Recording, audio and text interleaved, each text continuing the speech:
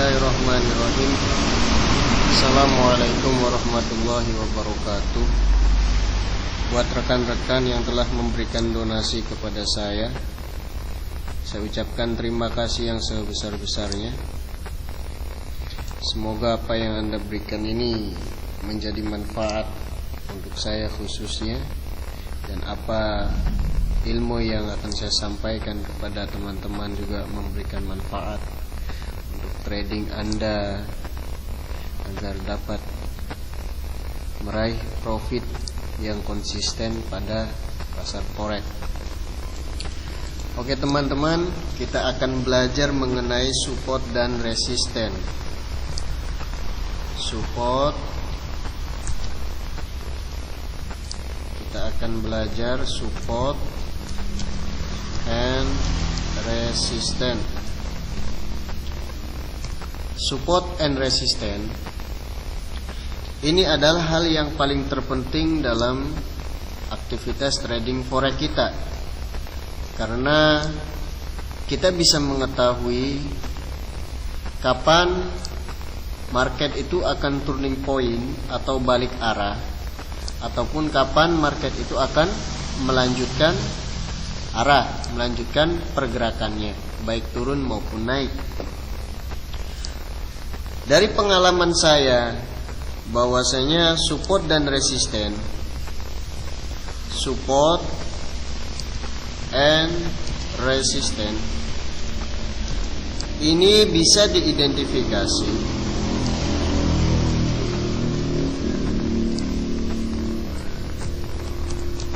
dari open candle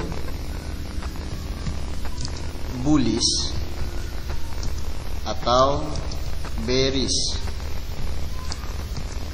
Apabila candle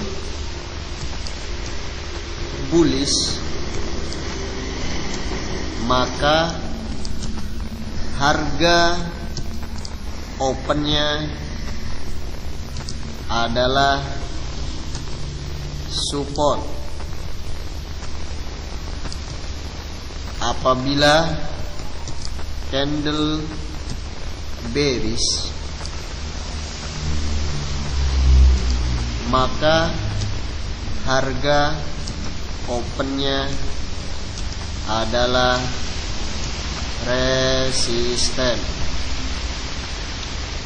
Kenapa saya mengambil kesimpulan seperti ini? Mari kita tengok sebuah teori sederhana yang sudah beratus-ratus tahun ini dicetuskan oleh bapak ekonomi kita, bapak ekonomi dunia, yaitu Adam Smith. Adam Smith mengatakan bahwasanya apabila permintaan atau demand, atau bisa kita sebut lagi support, apabila permintaan atau demand atau support lebih besar daripada penawaran atau supply, atau bisa kita sebut resisten.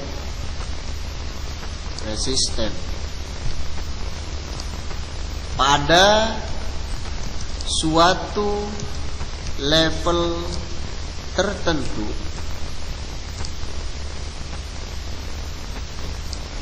saya pulkan, pada suatu level tertentu, maka harga akan menjadi naik. Begitu sebaliknya. Berarti nanti bila kejadiannya adalah penawaran atau supply-nya ini lebih besar daripada permintaan, maka harga akan menjadi turun. Dari teori ini dapat kita kembangkan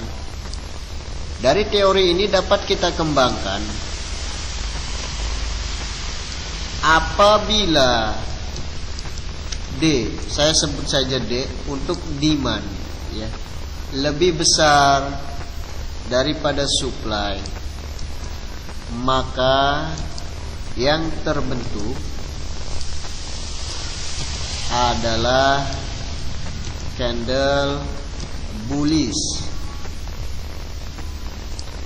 Apabila supply lebih besar daripada demand, maka yang terbentuk adalah candle bearish. Jadi kita buat kesimpulan,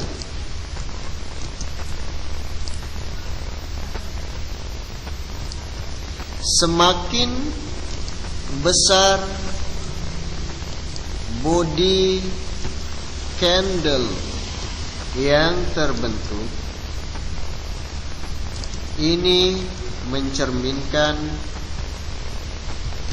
adanya ketidakseimbangan pada harga pembukaannya. Maka disinilah kita bisa mengintai peluang untuk entry. Oke teman-teman, saya kasih contoh. Coba teman-teman lihat. Ini. Teman-teman lihat ini open candle bearish ya. Open candle bearish, saya perbesar. Lihat, ini adalah open candle bearish. Dan lihat body yang terbentuk adalah panjang seperti ini. Artinya apa? Pada harga pembukaannya ini sedang terjadi ketidakseimbangan antara supply dan demand. Berarti kalau yang terbentuk adalah bearish, maka sedang terjadi supply lebih besar daripada demand. Maka pada harga opennya dia berfungsi sebagai resisten. Maka apabila kita nanti ketika menemukan candle seperti ini dan terjadi polar rejection pada harga opennya, maka kita bisa langsung meletakkan entry point kita ya. Kita akan meletakkan entry point kita sell di sini. Nah, target kita di mana? Target kita adalah harga close-nya. Karena apabila setelah close ini kemudian naik, maka dia berubah menjadi area retract. Area retract juga nanti kita akan bahas pada pelajaran berikutnya. Pada pelajaran berikutnya nanti bagaimana cara menentukan support resisten nomor 2. Ini kita akan bahas ini dulu. Lihat. Nah, kita open di sini. Sell kita di sini dan target take profit kita adalah pada harga close-nya. Oke. Ya. Maka kita win 146 pip. Ya, di mana kita letakkan stop loss? Letakkan stop loss jangan jauh-jauh. Kita cari ujung shadow saja. Ah, ini 40 pip. Kita letakkan stop loss 40 pip dengan target point kita 130 pip. Ini 1:3. Ini good setup, ya. Good setup. Ini bagus untuk melakukan entry point.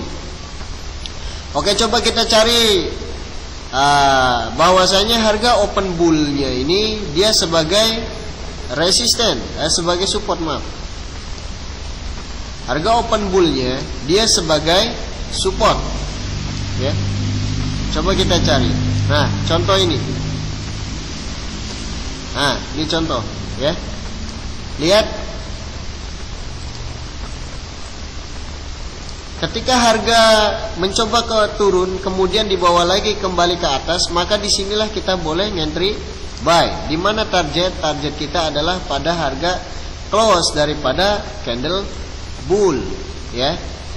Nah, disinilah kita akan take profit kan sekitar 60 pip.